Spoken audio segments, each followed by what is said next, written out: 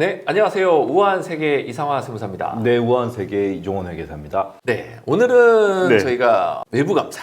그쵸. 저희 우한세계에서 가장 첫 번째 다뤘던 주제 중에서도 그 뒷부분에 있었던 좀 네. 재미있는 얘기들 위주로 한번 심층적으로 다뤄볼까 합니다. 네, 사실은 저도 이제 기업에서 근무를 했었고, 제가 기업에서 근무하면서 제일 많이 배웠던 게 그런 기법들이에요. 그래서 실질적으로 회사가 그 영업 활동을 해서 이익을 많이 봐야 되잖아요.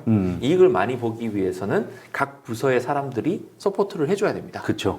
외부에서 봤을 때는 영업만 잘하면 회사가 이익이 올라가는 거 아니야, 이제 이렇게 생각을 하시는데, 네. 어떤 회사는 저희가 저번에도 말씀드렸다시피 영업을 잘하면 망하는 회사.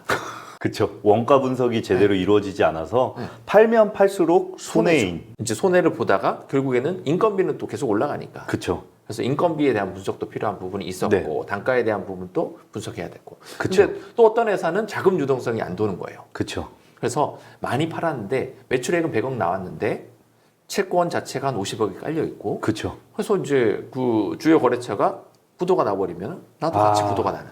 제가 이제 그 법원에서 기업 회생과 관련된 업무도 좀 네. 했었는데요. 네. 근데 회생에 들어간 기업들의 재무제표를 보고 이제 대표님들과 인터뷰를 하다 보면은 네.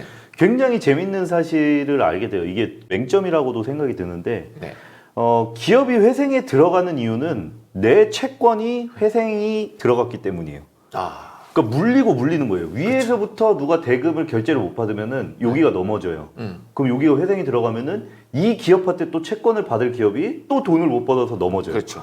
넘어지고 계속 넘어지는 거예요. 이런 채권들에서 대해서 좀 미리 네. 대비를 했었더라면은 어쨌든 그런 리스크까지는 피할 수 있었겠죠. 네네네. 그래서 중소기업의 이슈가 그런 부분도 있었고, 네. 또 한 가지는 횡령 사고도 있지 않습니까? 횡령 사고는 사실 이제 그 뉴스에 나왔던 부분이 이제 아파트랑 관련된 부분이 나왔는데, 그때도 말씀드렸다시피 이게 굳이 아파트에만 한정될 아니죠. 문제는 아니다라고 네. 분명히 말씀드렸습니다. 네. 근데 사실 대표님이 그 부분에 있어서 많이 관심을 가지지 않으면 사고가 날 수밖에 없어요. 맞습니다. 견물생심이라고. 그쵸. 처음부터 뭐 1억씩 이렇게 횡령하는 회사는 아무도 없습니다. 그쵸. 처음엔 3만 원에서 시작을 해요. 보통 테스트를 하죠. 네.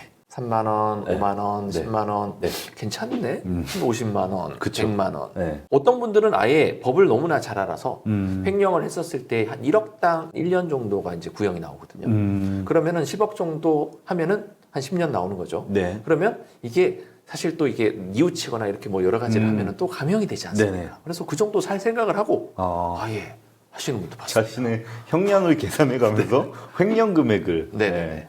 모의 세무조사는 많이 진행을 합니다. 저도 많이 진행을 하지만은. 그렇죠. 근데 모의 세무조사 말고 모의 감사? 그쵸. 이제 네. 뭐 법에서 말하는 용어는 이제 임의감사. 그때도 네. 뭐 설명드렸다시피 법정감사는 이제 일정 규모 이상의 법인들이 법으로 감사를 받아야 되는 의무가 있는 것이고요. 네. 이제 이거에 해당되지 않는 모든 법인들이 받는 감사를 네. 이제 모의감사, 뭐 임의감사라고 얘기를 하죠. 근데 이제 항상 제가 궁금했던 부분이 있어요. 네네. 2021년도에 외부 감사의 대상이 되는 회사들은 네. 2021년도에 재무제표를 외부 감사를 받아야 되는 거 아닙니까? 보통은 이제 그렇게 생각들을 하세요. 근데 이제 법에 나와 있었던 그 법정 감사라는 것에 기준이 되는 회사를 산정할 때 그 전년도 연도 종료일에 네. 자산 부채 매출을 따져서 그 다음 연도에 너가 회계감사 대상이야 라고 되어 있어요, 법이. 그러니까 2021년도에 말에 12월 31일에 내가 갑자기 커졌으면은 네. 그 해는 감사를 받을 의무는 없어요. 그렇죠. 네, 그 다음 해부터 받게 됩니다. 저는 네. 이게 이해가 안 되는 거예요.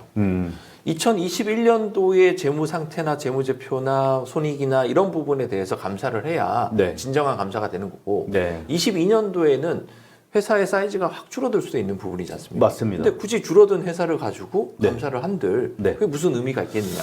그쵸, 뭐 그렇게 생각을 하시면 그럴 수도 있는데, 사실 이 부분은 뭐 저로서도 그 외부 감사에 관한 법률이 네. 이렇게 나와 있기 때문에 그 취지 자체가 사실은 행정상의 편의를 위해서 조금 더 했던 부분들이 없지 않아 있지 않나. 맞습니다. 네. 그래서 저는 이 부분 때문에 네. 이런 오해와 여러 가지 불협화음이 생겨났다 이제 생각을 하는데, 네. 개선이 되려면 사실상 회계 감사를 받는 업체든 아니든 어느 정도 그 정도 수위에 올라왔다라는 거는 받아봐야 되는 상황이 된다라는 얘기. 단편적인 예로 하나 들어볼까요?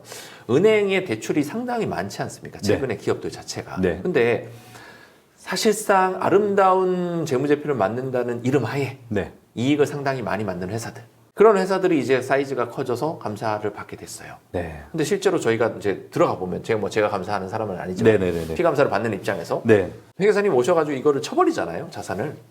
인정하지 않겠다. 그쵸. 이제 쳐버린다는 개념이 그동안 은행의 대출 때문에 가공의 이익을 계산했다. 즉, 재고로 원가 처리하지 않고 재고로 계속 쌓아뒀던 거죠. 네. 근데 그게 처음에 1년은 뭐 3억 정도로 시작했을 수도 있어요. 근데 내년에도 이익이 안 나서 3억을 또 쌓고 또 쌓고 하다가 외감이 됐을 때 재고가 몇십억이 돼버리면은. 그렇죠. 한 10년 하면 30억이잖아요. 그렇죠. 저희가 재고 실사를 나갑니다. 나가서 재고 수불부를 받아요. 그러면은 수량과 그 다음에 그 가격과 그 다음에 재고 그 전체 금액이 네. 적힌 재고 수불부를 가서 창고에 가서 실사를 하는데 없잖아요. 네. 실제로 없잖아요. 팔렸는데 있다고 한 거잖아요. 네. 그럼 어떻게 되죠? 다 재고 자산 쳐냅니다. 네.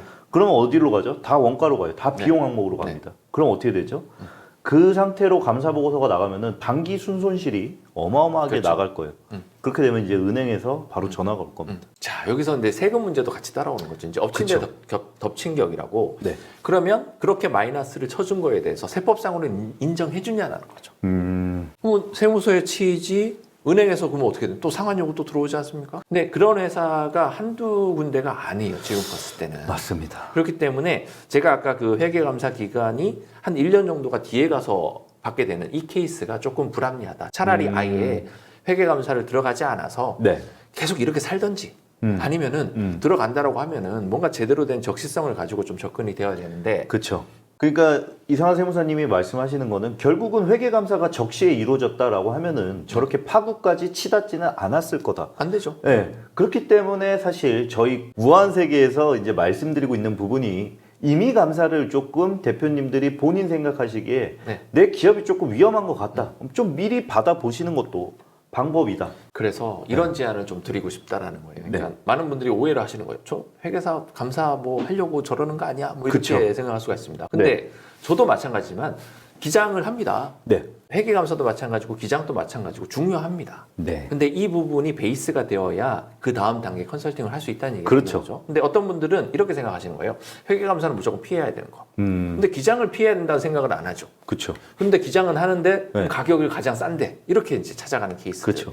회계감사도 그러다 보니까 웬만하면 안 받고 싶고 그렇죠. 설사 받더라도 가장 싼데 그렇죠. 말 잘 듣는데 제대로 해주고. 아, 우리 말 잘 들어주는데. 네. 네. 대표님 말 잘 듣는 네. 사람. 네. 이렇게 찾다 보니까 결국에는 진정적으로는 감사를 해가지고 이 네. 회사가 어떤 방향으로 나아갈지를 세금하고 같이 콜라보를 해야 된다고 저는 보여지게 되는 그쵸. 부분이 있거든요. 많은 분들이 좀 의뢰를 해줬으면 좋겠어요. 우리 회사가 네. 감사를 했었을 때의 실익이 어느 정도가 있는지. 그렇죠. 근데 그 정도 저희가 가이드 내주는 정도는 저희가 어느 정도 실비 정도의 수준으로 해줄 수 있다라고 저는 봅니다. 그렇죠. 그 정도는 사실 정규 감사에서 불필요한 절차들을 잘라내고 네. 회사에 반드시 필요하다고 생각되는 감사 절차들만 골라서 진행을 하면은 일반적으로 알고 계신 감사피보다는 훨씬 더 적정한 수준의 수수료로서 도와드릴 수 있는 부분이 분명히 있습니다. 뭐 그것도 있고요. 실제 감사의 프레임에 갇혀서 이제 네. 감사를 한다기보다는 아까 그쵸. 얘기했던 원가라든지 그쵸. 그리고 채권이라든지 그쵸. 필요한 것들만 저희가 아예 스크린 하듯이 싹 한번 보고 그 중에 필요한 것만 쫙 뽑아서 그쵸. 제안을 드릴 수도 있는 부분이 그쵸. 있고. 근데 그렇게 감사를 하게 되면 사실상 외부 감사의 딱 형식대로 법적 절차대로 딱 진행하는 감사보다 제가 봤을 때는 훨씬 양질의 서비스 갈 수 있다고 그렇죠. 보거든요. 이제 직접 필요한 서비스를 받는 거죠. 기업에 진짜 아픈 곳이 어딘지 좀 MRI를 찍는다. 뭐 네. 이런 식으로 이해를 해주시면 좋을 것 같아요. 근데 병원을 갔을 때 MRI부터 권하는 병원은 가고 싶지가 않잖아요. 그렇죠. 엑스레이 찍어도 사실 보입니다. 맞습니다. 운영만 가지고도. 그러니 이거를 스캔 한번, 엑스레이 한번 찍는 정도로 네. 한번 해보자. 그렇죠. 그러고 나면은 실질적으로 저희가 보다 보면은 보이는 거죠. 네. 원가에 문제가 있네. 그러면 제안 한번 드려보는 거죠. 이거를 반드시 안 하면 큰일 납니다가 아니라 그렇죠. 이런 문제에 대해서는 한번 볼 필요가 있는 것 같다라는 네. 정도만 해도 좋지 않냐. 그래서 이 정도의 체크를 하고 나시면은 기업의 리스크적인 요소가 세무적인 것만 있는 것은 아니다라는 맞습니다. 것을 대표님들이 분명히 알아두셔야 한다는 게 저희가 이런 서비스를 하는 것의 가장 큰 목표라고 말씀드릴 수 있겠습니다. 그렇죠. 실질적으로 모의감사나 임의감사 쪽으로 접근을 해보면은 그렇죠. 저희가 아웃소싱을 하는 뭐 급여 쪽도 마찬가지고 페이롤도 마찬가지고 원가도 마찬가지고 밸류에이션도 마찬가지고 네. 채권도 마찬가지고 이쪽을 많이 하시는 분들이 훨씬 더 많다. 그렇죠. 근데 이 회사들이 무조건 감사를 받는 법인이다? 아니죠. 그렇죠. 네. 그러니 회사의 체질을 개선하기 위해서는 오히려 이런 거를 해보는 것도 괜찮다. 맞습니다. 그래서 오늘은 이렇게 설명을 드리고 네. 다음에는 이 부분에 대해서 하나씩 뭐 원가에 대해서도 좀 네. 말씀을 해야 될 것 같아요. 실제로 재무제표를 보면서 얘기하는 것도 괜찮을 네. 것 같아요. 다음번에는 원가에 네. 대해서 저희가 한번 네네. 다뤄보도록 한번 하시죠. 원가에 대해서 얘기를 해보시죠. 알겠습니다. 이렇게 준비를 마치겠습니다. 네, 여기까지 모의감사와 관련된 부분에 대해서 말씀드려봤습니다. 네, 저는 이상화 세무사였습니다. 네, 이종원 회계사였습니다. 네, 감사합니다. 감사합니다.